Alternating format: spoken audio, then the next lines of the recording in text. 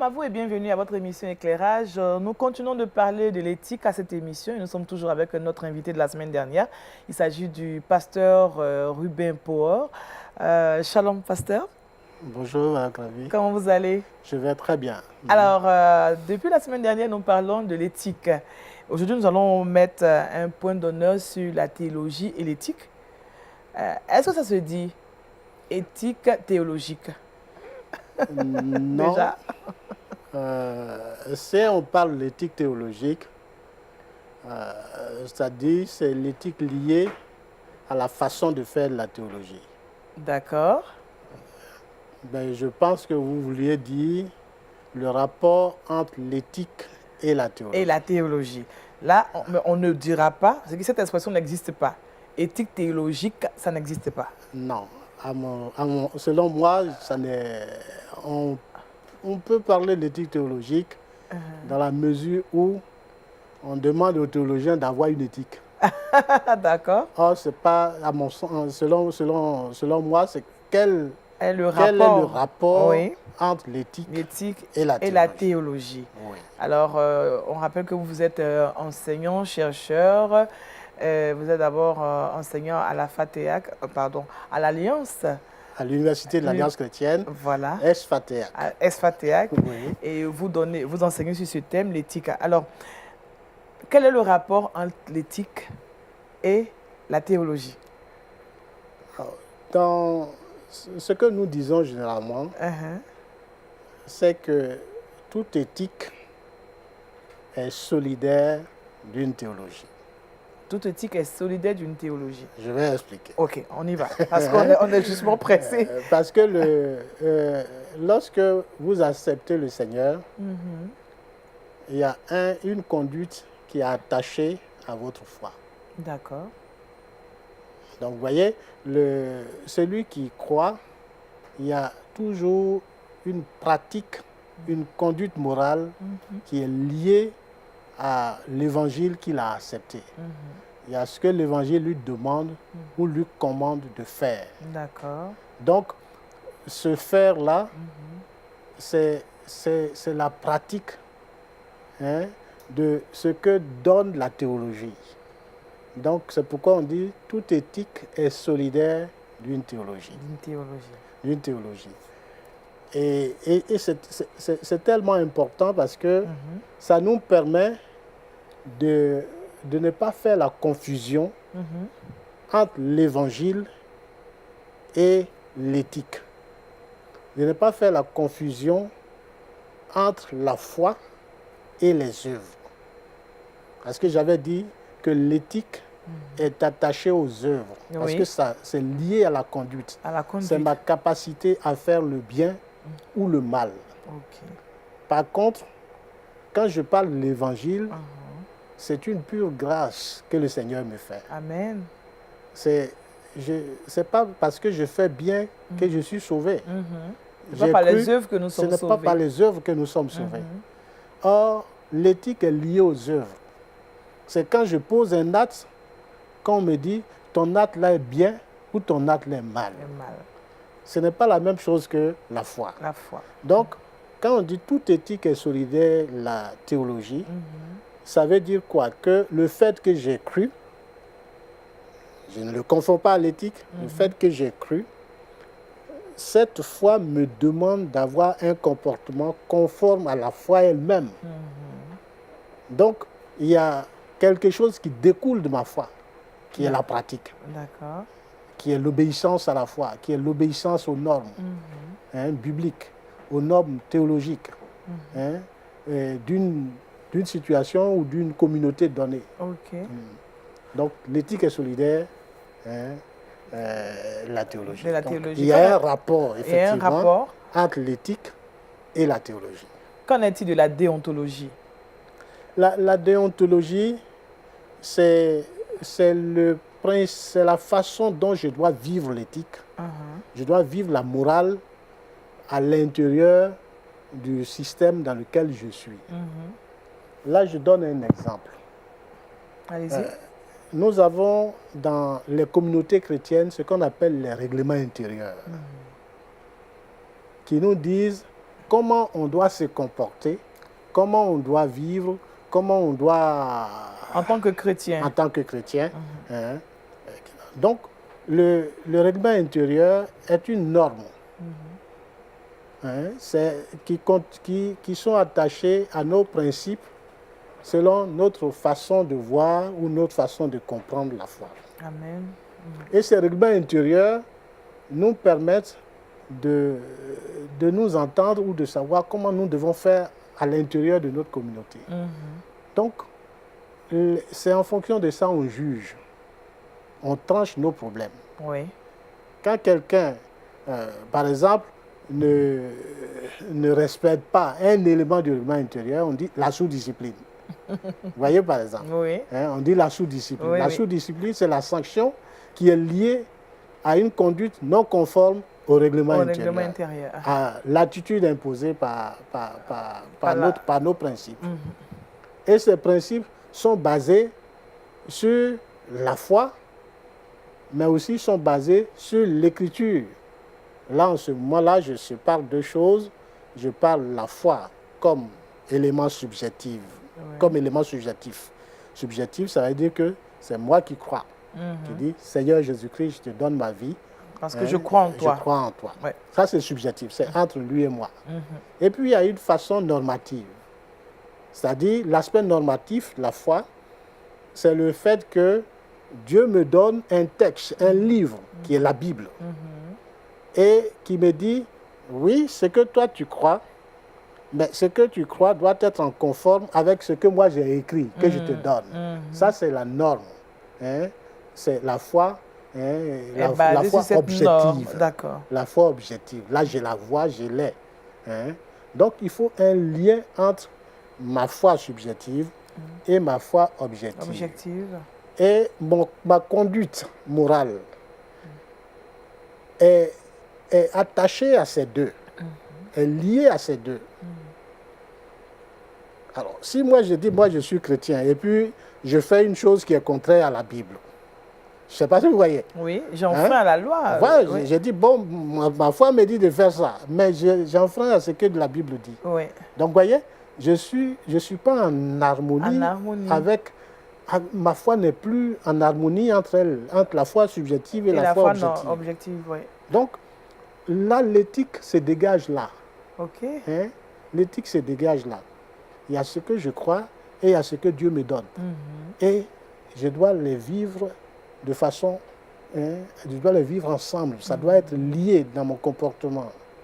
C'est en cela qu'on voit, on dit l'éthique est solidaire de la théologie. De la théologie. Oui. Comment un théologien peut approcher la question de l'éthique? Alors, le théologien a plusieurs manières d'approcher l'éthique. OK. D'abord, dans la définition de l'éthique elle-même. Vous savez, généralement, dans la définition de l'éthique, il y a un enjeu théologique, puisque l'éthique est situationnelle, comme je l'ai dit. Or, on a plusieurs branches théologiques. À partir de ce moment-là, quand un chrétien catholique approche l'éthique, il approche selon la vision de l'Église catholique. Quand un chrétien évangélique baptiste approche l'éthique, il approche selon la vision baptiste. Quand un chrétien évangélique, Assemblée de Dieu, approche l'éthique, il approche selon la vision des Assemblées de Dieu de l'éthique, etc. Donc, elle est situationnelle. Elle est situationnelle. Donc, à partir de ce moment-là, il faut arriver à définir l'éthique en tenant compte de ces différentes situations dans lesquelles l'éthique s'élabore. Ça, c'est déjà un. Deuxième élément pour le théologien, c'est d'abord ce qu'on appelle de déterminer les énoncés éthiques. Un énoncé éthique, c'est quoi? Un énoncé éthique, c'est, par exemple, la façon dont on range ou on classe les problèmes éthiques. Les problèmes éthiques sont classés de façon chronologique. Il y a ce qu'on appelle un énoncé éthique universel, c'est-à-dire la morale que tout le monde connaît. Quand quelqu'un enfreint ça, on dit, ça là, on sait qu'on ne fait pas ça. Tu vas chez le blanc, chez le noir, chez le jaune, c'est la même chose. On donne un exemple, l'interdiction, par exemple, du mensonge. C'est dans toutes les cultures. L'interdiction du vol, c'est dans toutes les cultures. L'interdiction de l'inceste, c'est dans toutes les cultures. Donc, vous voyez, ce sont des énoncés éthiques qui sont universels. Maintenant, il y a aussi des énoncés éthiques qui sont particuliers. Les énoncés éthiques particuliers, c'est ce qui est lié à un groupe donné, à une communauté donnée, à des individus donnés. Vous allez trouver par exemple qu'il y a des communautés chrétiennes, vous arrivez, les hommes sont assis ici, les femmes sont là-bas, les jeunes, ils sont mélangés. C'est leur façon d'être. Ça, c'est une éthique. C'est une éthique. Il y en a, les femmes doivent se voiler. Il y a d'autres, ça ne se passe pas. C'est particulier. C'est un énoncé éthique particulier. Vous allez d'une ville à l'autre, vous allez le voir de la même manière, ça va être comme ça. C'est aussi pareil, je donne un exemple biblique, mais c'est aussi pareil dans nos cultures. Vous allez dans le même village, celui-là il dit moi je ne mange pas ceci, celui-là dit moi je mange cela. Enfin, c'est particulier. Ou bien voilà. Dans notre famille on ne mange pas ceci. Dans notre famille on ne mange pas ceci. C'est particulier. C'est un énoncé éthique particulier. Mais entre l'universel et le particulier, il y a ce qu'on appelle des énoncés éthiques à discussion. Là, on a besoin du rôle du théologien pour affiner la discussion ou amener les gens à la maturité de la foi pour aller sur le champ de la discussion. Je prends par exemple le cas d'un énoncé éthique universel qui est l'interdiction du meurtre. Dans l'interdiction du meurtre, c'est basé sur le caractère sacré de la vie. Dieu dit la vie humaine est sacrée. Mais cette vie humaine qui est sacrée peut être confrontée à une autre vie humaine qui est sacrée. Comment ça? Prenons par exemple, lorsque une femme enceinte a une grossesse par exemple qui pose problème et qui menace sa vie, l'enfant qu'elle porte menace la vie de la femme. Vous voyez? Une vie menace une autre vie. Ça pose un problème éthique. Donc, vous allez voir le médecin vous dit, ah, madame, si vous n'enlevez pas ça, vous allez mourir. Votre foi est éprouvée par cette situation-là. Qu'est-ce que vous allez faire? Donc, moi, je ne réponds pas à la question. La parole de Dieu nous dit la vie est sacrée. La vie est sacrée, nous ne devons pas la ôter. Oui. Si la vie de la mère, qui est sacrée, est confrontée à la vie de l'enfant qu'elle porte, qui est aussi sacrée, et où les deux sont en conflit, il y a un choc, qu'est-ce qu'on fait? Il y a une discussion qui va se dégager. Ça dépendra de la foi des uns et des autres. Il y en a qui disent, moi, je vais prier. D'autres vont dire, bon, moi, je vais obéir à ce que le médecin a dit. Enfin, vous voyez, là, une discussion a commencé. Les positions vont varier d'une personne à l'autre en tenant compte de sa foi, de l'orientation de sa foi. Je donne encore un exemple. Un chrétien militaire qu'on poste dans une frontière et qui voit les terroristes menacer la vie de l'autre, il est appelé dans l'exercice de sa fonction à éliminer. À tuer donc. Bon, les gens utilisent maintenant des expressions comme neutraliser et tout ça, mais c'est une vie qui s'en va. Oui. Donc, vous voyez, mais cette vie qui s'en va a été une menace pour les autres vies en tant que telles. Donc, vous voyez, nous sommes dans un énoncé éthique à discussion en ce moment-là. À dire que le sujet du meurtre devient là quelque chose de discutable. Un militaire qui tue un terroriste, on dit, ah, c'est normal. Mais il a tué un homme. Je ne sais pas si vous voyez. Si, je vois. Donc, vous voyez, à partir de ce moment-là, le meurtre devient discutable. Sur quelle base? Sur la base que l'autre... Puisque l'autre, c'est dans l'exercice de sa fonction qu'il a travaillé. Oui, mais il a tué. Il a tué. Tu ne tueras point. David a tué. Oui, mais c'est pour dire que tuer là devient discutable. Vous voyez ce que je voulais dire? Je ne sais pas si vous me suivez. Tuer devient là, en ce moment, discutable. Donc, Je récapitule. Il y a des énoncés éthiques universels où tout le monde est d'accord. Il y a des énoncés éthiques particuliers qui sont liés à un groupe donné. Et puis il y a des énoncés éthiques à discussion où souvent on est obligé d'avoir des positions. Alors à partir de ce moment-là, ça c'est le rôle du théologien, de dire que quand il y a une décision éthique à prendre, il faut d'abord savoir est-ce que c'est un énoncé éthique universel ou bien c'est un énoncé éthique particulier ou bien c'est un énoncé éthique à discussion. Ça devient trois choses. Trois choses. Trois choses. Trois choses. Donc qu'est-ce qu'il faut privilégier dans ce sens? Alors si c'est universel, ça ne se fait pas. Tout le monde est d'accord sur ça. D'accord. Si c'est particulier, c'est à l'intérieur du particulier qu'on peut commencer à dire, mais est-ce que ce que nous on croit là, ou bien ce qu'on fait, est-ce que c'est normal? Est-ce que c'est normal? Ça répond aux normes? Mais on discute à l'intérieur du particulier. Moi qui ne suis pas dans le particulier, je ne peux pas me prononcer par rapport à ces sujets. Ok. Je ne peux pas me prononcer par rapport à ces sujets. Parce que ce n'est pas mon particulier. Ce n'est pas votre domaine. Ce n'est pas là où je suis. D'accord. Ce n'est pas la situation dans laquelle je suis. D'accord. Mais quand c'est discutable, ça veut dire qu'on est tenu souvent à avoir des positions différentes les unes les autres. Et quand ça arrive à ce niveau, ça veut dire que ça devient un problème. Et l'Église doit être mûre pour pouvoir se prononcer sur ce sujet. Et le rôle du théologien, c'est d'amener l'Église, d'accompagner l'Église, et de donner les éléments à l'Église, de pouvoir se prononcer sur les situations qui sont à discuter. D'accord. Mais est-ce que c'est ce qui se fait dans nos églises? Est-ce que ces choses se font de la sorte? Alors, c'est pourquoi nous faisons cette émission. C'est une des... Donc, c'est un avantage. C'est un avantage de faire cette émission pour dire qu'il faut enseigner l'Église, il faut préparer l'Église à aller sur le champ des sujets à discussion. Des sujets à discussion.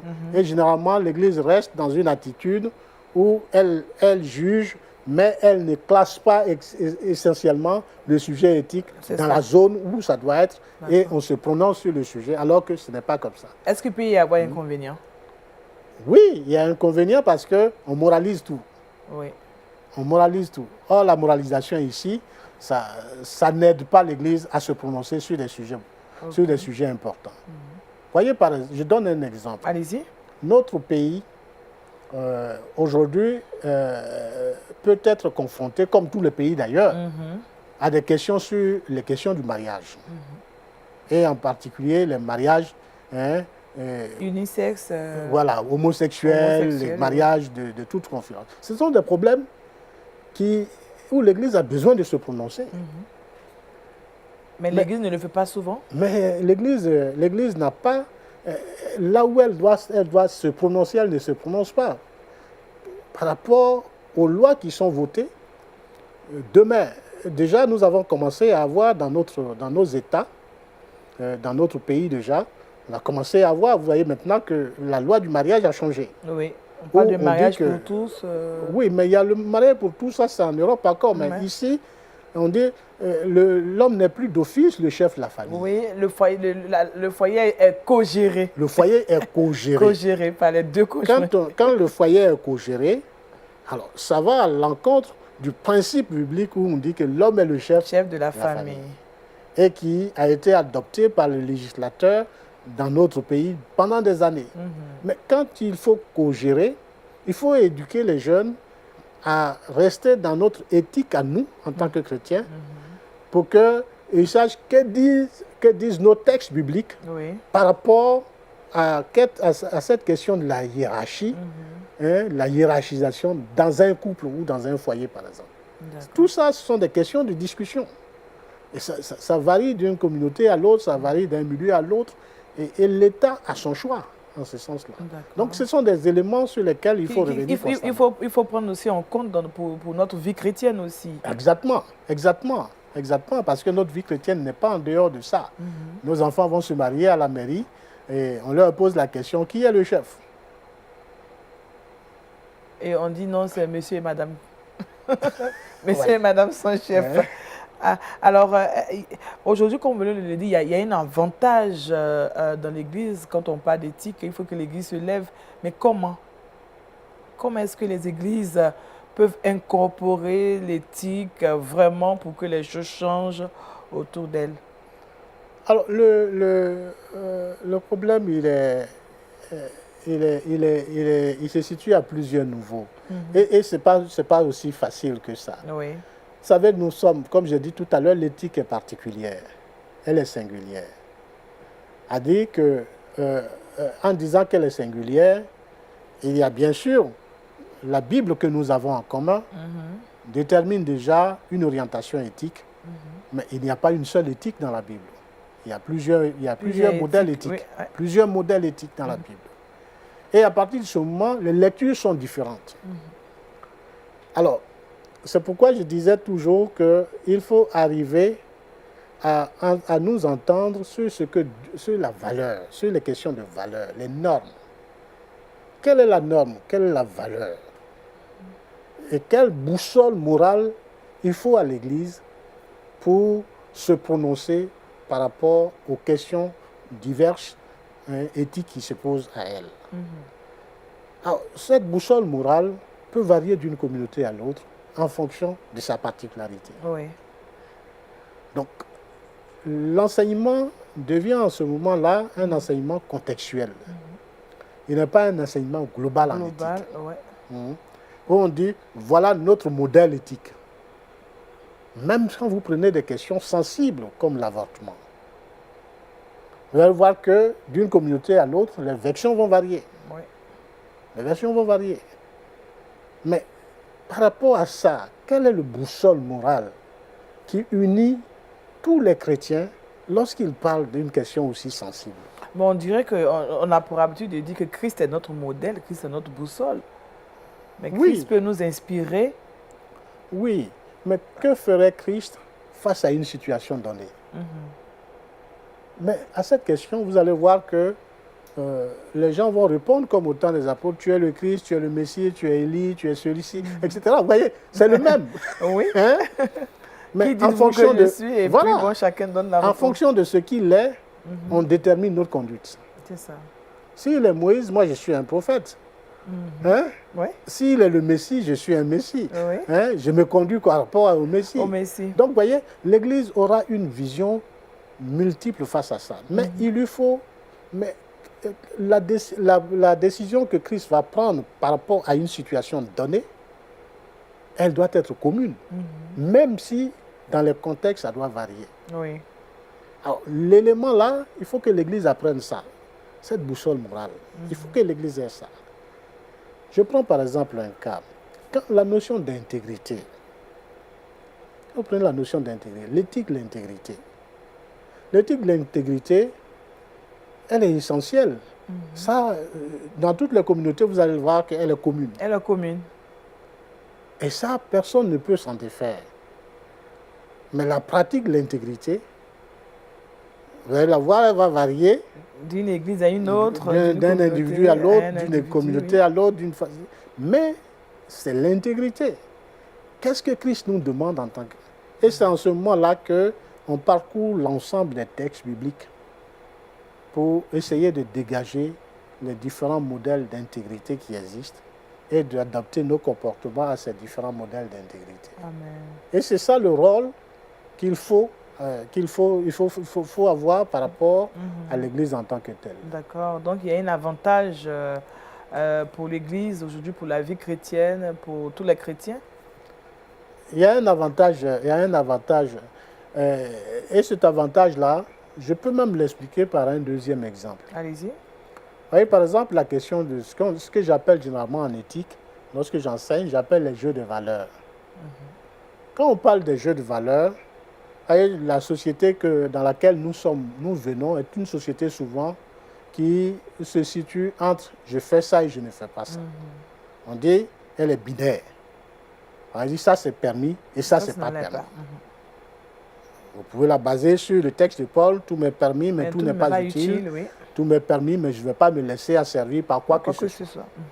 Donc il y a le permis et il y a l'interdit. Mais ça ne Mais marche ici, pas Paul partout. ne parle pas d'interdit, il parle de... Oui, bon, il dit tout ne m'est pas permis. Oui. Bon.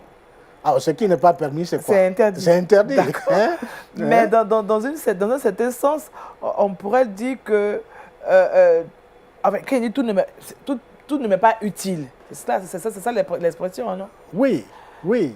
Oui, il y a ce que je peux faire. Il y a des choses que je peux faire, mais qui ne me sont pas avantageux, qui ne vont rien m'apporter en tant qu'enfant de Dieu. Exactement.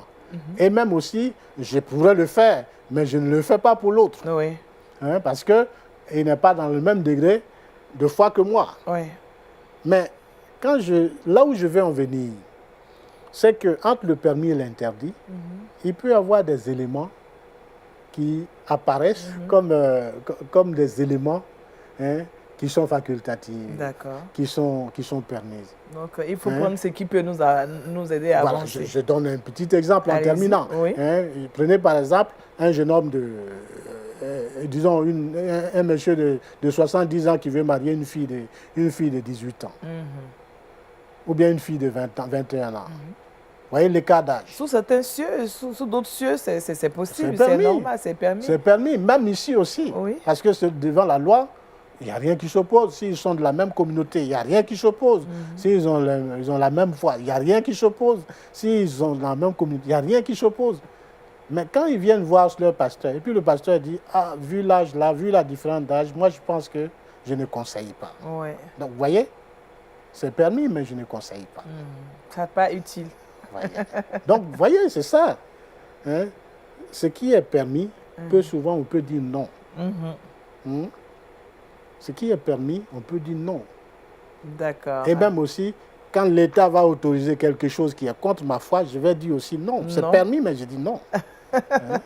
Alors, qu'est-ce qu'on peut retenir déjà pour cette émission, puisque nous sommes déjà à la fin? Qu'est-ce qu'on peut retenir du rapport entre l'éthique et la théologie? Alors, ce qu'il faut dire, c'est qu'il y a un rapport étroit entre l'éthique et la théologie. On ne peut pas faire de l'éthique et le détacher de la théologie. Parce que la théologie et l'éthique sont liées. Amen. Le comportement du chrétien est attaché à ce qu'il croit. Et en fonction du degré de sa connaissance, il aura une orientation, une conduite qui va être conforme à sa foi, aux normes que Dieu a désignées pour lui. Et ce sera votre conclusion. C'est bon. Merci, pasteur Poher-Hubert. On aimerait vous laisser parler tout le temps, mais on a justement un temps que nous devons respecter. En tout cas, à vous également, merci de nous avoir suivis. On espère vous retrouver la semaine prochaine pour encore parler d'éthique avec le pasteur Poher-Hubert. Merci encore, pasteur, et merci à la semaine prochaine. Merci beaucoup. Que Dieu vous bénisse. Au revoir. Amen.